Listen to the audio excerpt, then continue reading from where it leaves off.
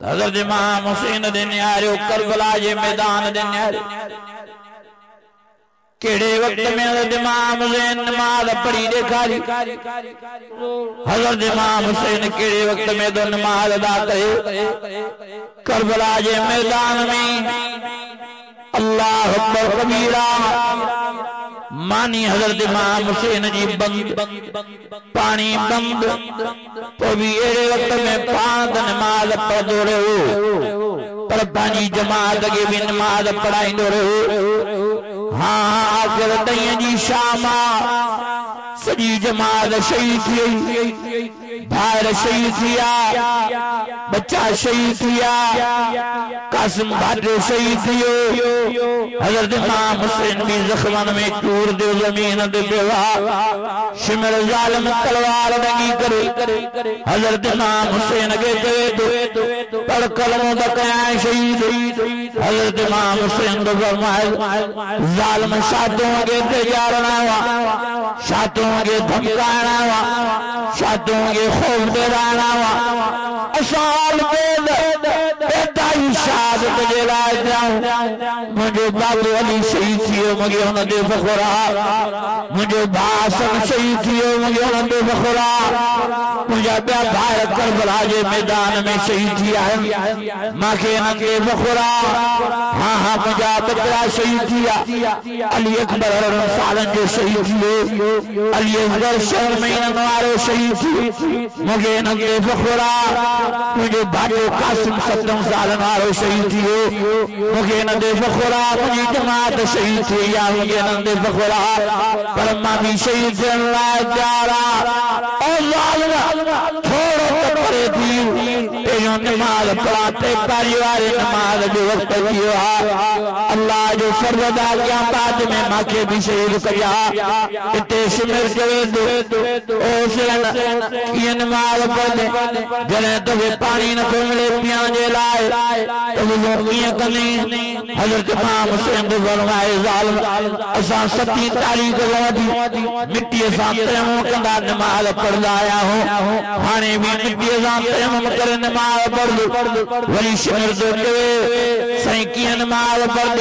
तुझी सजी जमात शहीद हुई हज़रत इमाम हुसैन दे फरमाए भले सजी जमात शहीद हुई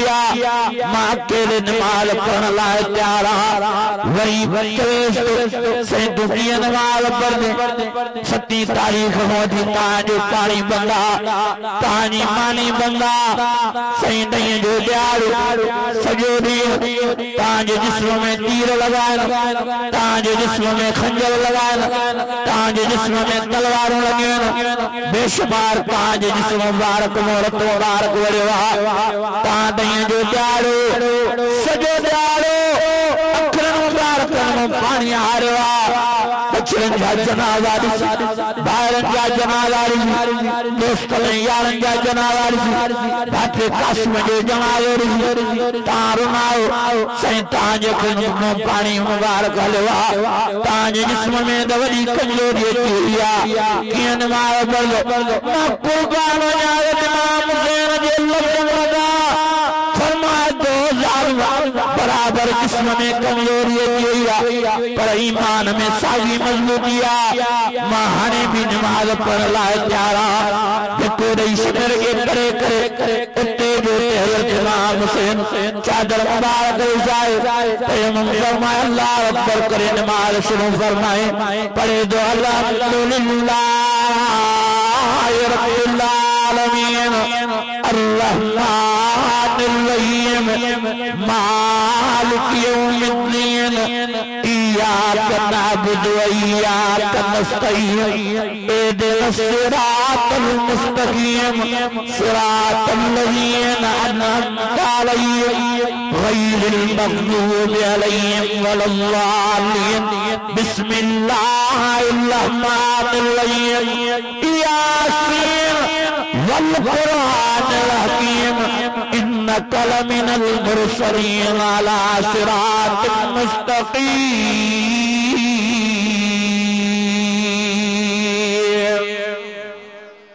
अञा वॾे आवाज़ सां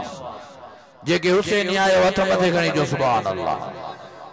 अल्लाह एड़े वक्त में भी हज़रत इमाम हुसैन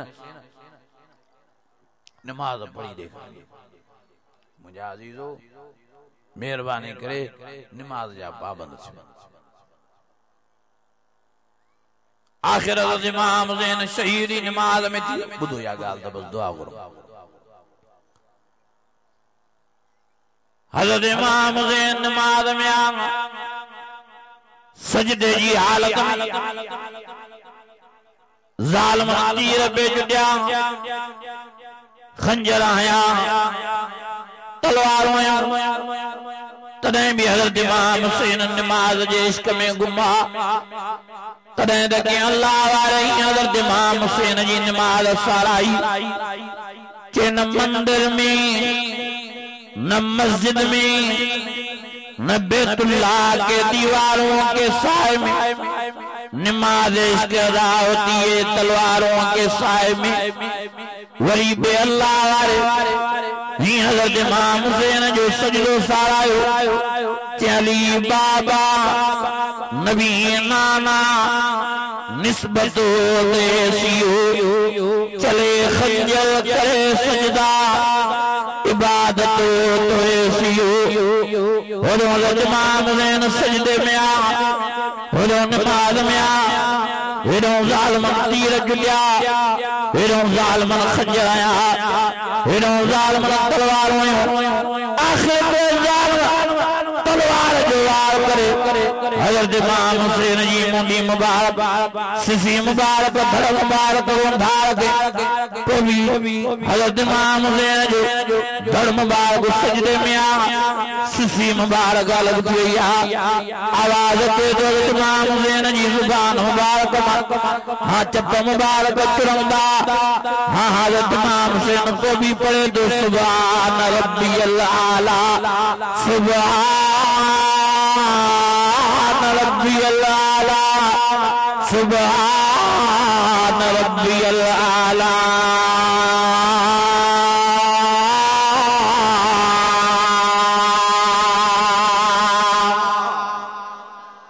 अन्या वडी आवाज अल्लाह जी ज़ात जो कसम जेको नमाज न तो पढ़े चो हुसैनी ना है चो जेको नमाज न तो पढ़े जेको नमाज न तो पढ़े वो नबी मोहम्मद करीम जो सच्चो आशिक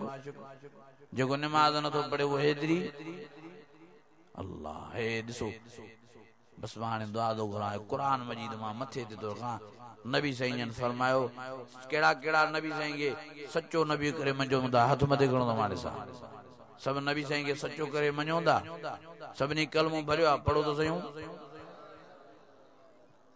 अल्लाह जी ज़ात जो कसमा जे सोने साईं के सच्चो नबी करे मञो आ जेते कलमो भरियो आ वो नबी मोहम्मद करीम तो फरमाए जेको नमाज न तो पढ़े साईं ने फरमायो न जो न मूसा वास्तो आ न मुझे असहाबन आल बेतन सा वास्तो आ क़यामत जे ॾियारे बेनमाज़ी फिरौन सा गॾु उथारिया वेंदा अबू जेल सा गॾु उथारिया वेंदा निमरूद सा गॾु उथारिया वेंदा नबी साईं फरमायो काफ़रन सा अल्लाह गॾु बेनमाज़न के उथारींदो काफ़रन सा गॾु जहन्नम जी बाहि मुशराईंदो हाणे मां तां पुछा तो क्या तां के काफ़रन जी जमात वणे थी ता छा था जो त क़यामत जे ॾियारे नबी साईं जी जमात सा साहब नाल बेतन सा उथूं या काफ़रन सा गॾु उथूं अज सच्चो ऐं पक्को इरादो के हथ मथे खणी चो इंशाअल्लाह नमाज जी पाबंदी कंदा पढ़दो नमाज अज यो पक्को इरादो कयो चो साज़ जो बाइकाट कंदा अज यो पक्को इरादो कयो चो इंशाअल्लाह गुनाह को तौबा ताब थींदा मुझे अजीजो मुझे दोस्तों मुझे ॾाढी खुशी थी जो मां का घड़ी आयो तां के कुरान शरीफ बुधायम अल्लाह ताला अमल जी तौफीक नसीब फरमाए।